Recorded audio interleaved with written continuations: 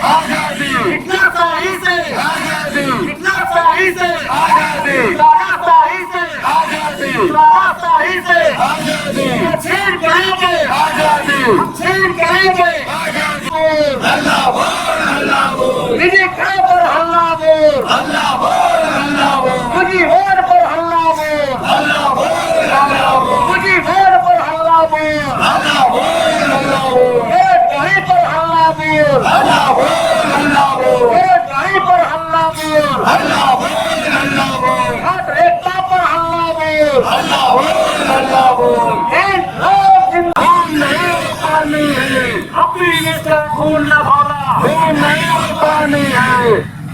ये बहुत बड़ा आपत्ति काल है। इस आपत्ति काल में ऐसी जल्दी क्या है कि वो बिजली विभाग को निजीकरण कर देना चाहती है, वो LIC को बेच देना चाहती है, वो एयर इंडिया को बेच देना चाहती है।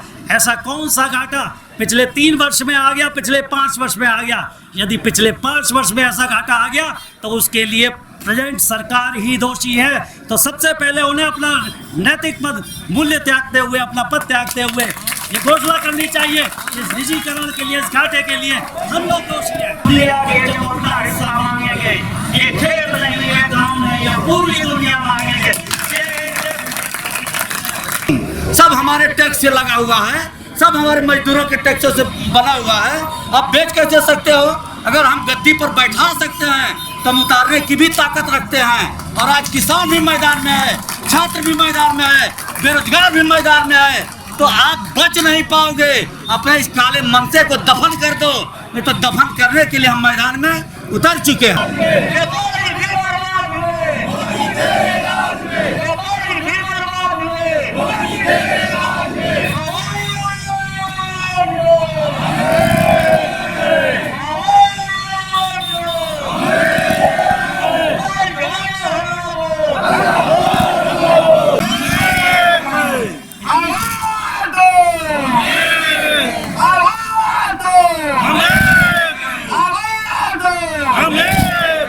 मैं चंद्रशेखर चौरसिया, संयोजक विद्युत कर्मचारी संयुक्त संघर्ष समिति वाराणसी। सबसे पहले तो मैं आपको बता दूं कि सरकार द्वारा उत्तर पूर्वांचल विद्युत वितरण निगम लिमिटेड के विघटन एवं निजीकरण का प्रस्ताव रखा गया, जिसके तारतम्य में हम लोग 1 सितंबर से यहाँ पे इस धर्मयुद्ध का आगाज़ किए थे और 1 सितंबर से हमारा ध्यानाकर्षण कार्यक्रम चल रहा है। पहले चरण में हम 1 घंटे का कार्य बहिष्कार कर रहे थे और प्रदेश सरकार को जगाने की कोशिश कर रहे थे। माननीय ऊर्जा मंत्री जी को बताने की कोशिश कर रहे थे कि ये निजीकरण कहीं से भी देश हित में नहीं है, प्रदेश हित में नहीं है, आम जनता के हित में नहीं है। अतः तत्काल इस निजीकरण के प्रस्ताव को वापस लिया जाए, कर्मचारियों के साथ वार्ता तत्काल सुनिश्चित की जाए। परंतु शायद कहीं माननीय ऊर्जा मंत्री जी इन ब्यूरोक्रेट से गुमराह है और इस पर उन्होंने ध्यान नहीं दिया। माननीय मुख्यमंत्री जी तक ये बात हमारी संभवतः कहीं न कहीं गुमराह है। इसलिए दूसरे चरण में आंदोलन हमारा 2 से 5 का शुरू हुआ। उसके बाद भी यदि प्रदेश सरकार नहीं चाहती, तब हम लोगों ने ये तीसरे चरण का आंदोलन पूर्ण कार्य बहिष्कार घोषित किया। इस पूर्ण कार्य बहिष्कार के तहत आज भी हम माननीय मुख्यमंत्री जी से, प्रधानमंत्री जी से अपील कर रहे हैं कि तत्काल प्रभावी हस्तक्षेप कर आम जनता को होने वाली परेशानियों से बचाएं एवं इस देश के साथ, इन किसानों के साथ, आम नागरिकों के साथ जो छलावा होने जा रहा है, इसमें तत्काल प्रभावी हस्तक्षेप कर पूर्वांचल विद्युत वितरण निगम लिमिटेड का निजीकरण के प्रस्ताव को तत्काल प्रभाव से रद्द करें। बात किया जाए तो लगभग ये कितने कर्मचारी होंगे, आगे की आप लोग की रणनीति क्या है? सबसे पहले तो मैं आपको बता दूं कि आज हमारे साथ पूरा देश है। आज 15 लाख विद्युत कर्मी, 15 लाख पावर सेक्टर के ऊर्जा क्षेत्र के जो विद्युत कर्मी आज हमारे समर्थन में और पूरे देश में कार्य बहिष्कार पे हैं एवं जगह जगह पे जुलूस एवं सभाएं कर रहे हैं। तो ये मान के चलिए कि पूरा देश हमारे साथ इस निजीकरण रूपी राक्षस की लड़ाई में लड़ रहा है। बिजली काट के विरोध कर रहे हैं, जगह बिजली भी नहीं है। हम कोई बिजली नहीं काटते हैं, हमारा कर्तव्य है और हमारा मकसद है जनता को सस्ती और पर्याप्त और निर्बाध बिजली देना। हमारा ये दायित्व है उनको बिजली देना। लेकिन हम पिछले 1 माह से प्रदेश सरकार से अनुरोध कर रहे हैं, सांकेतिक रूप से अनुरोध कर रहे हैं। उसके बाद भी हमने ये अपील किया है अपने साथियों से कि यदि कहीं पे पेयजल आपूर्ति या मेडिकल इमरजेंसी की व्यवस्थाएं हैं तो उनकी विद्युत आपूर्ति सुनिश्चित रखी जाए। इसके बाद भी यदि प्रदेश सरकार और ये माननीय ऊर्जा मंत्री जी अगर इसका संज्ञान नहीं लेते हैं एवं इस निजीकरण के प्रस्ताव को रद्द नहीं करते हैं और यदि किसी भी मेरे कर्मचारी के साथ, किसी भी बिजली कर्मी के साथ कहीं भी दमनात्मक कार्रवाई की जाती है तो हम तत्काल प्रभाव से सामूहिक रूप से जेल भरो आंदोलन प्रारंभ कर देंगे एवं हड़ताल घोषित कर देंगे।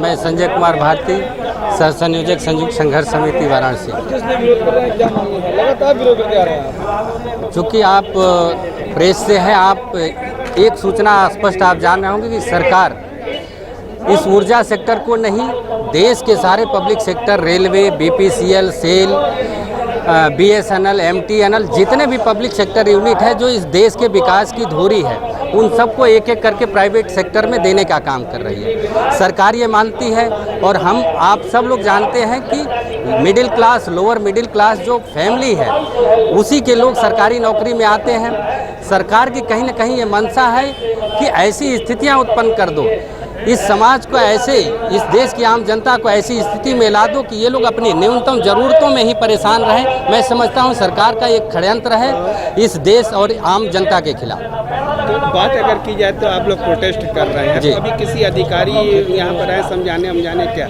अभी देखिए, हमारी जो मांग है सरकार स्तर से है और ये निजीकरण का जो मुद्दा है ये जन विरोधी है, देश विरोधी है, विद्यार्थी विरोधी है, समाज विरोधी है और सरकार का ध्यान आकृष्ट कराने के लिए लगातार 1 महीने से ये हमारा कार्यक्रम चल रहा है। मात्र 1 घंटे का कार्यक्रम था। हम पूरी सप्लाई व्यवस्थित रूप से संचालित कर रहे थे, आम जनता को कोई तकलीफ नहीं पहुंचा रहे थे। हम सिर्फ सरकार का ध्यान आकृष्ट कराने के लिए 1-1 घंटे का कार्यक्रम कर रहे थे, लेकिन 1 महीने का वक्त बीतने के बाद भी सरकार ने हमारे संघर्ष के नेताओं से, जो हमारे केंद्र के नेता हैं, उनसे बात करने की ज़रूरत नहीं समझी, कोई वार्ता नहीं करने का प्रयास किया। संघर्ष के दूसरे चरण में हमने उस 1 घंटे के कार्यक्रम को 3 घंटे का कार्यक्रम किया। 2 बजे से 5 बजे तक का हमने उसका टाइम पीरियड बढ़ा दिया। हमारी नोटिस के अनुसार 5 अक्टूबर से पूरे दिन का कार्य बहिष्कार है। उसी नोटिस में ये निहित है कि यदि हमारे प्रदेश में किसी भी विद्युत कर्मी के साथ अगर सरकार या प्रशासन उनका दमनात्मक कार्रवाई करने का प्रयास करती है तो पूरे प्रदेश में सभी बिजली कर्मी उस तुरंत हड़ताल पे चले जाएंगे और जेल भरने का काम करेंगे। अगर देखा जाए तो लगभग कितने कर्मचारी होंगे? ये बनारस जहां आप उपस्थित हैं, यहाँ लगभग 1500 से 2000 कर्मचारी हैं जो इस आंदोलन में सम्मिलित हैं। ये पूरे बनारस के जिले का एक कर्मचारी इस आंदोलन में सम्मिलित है।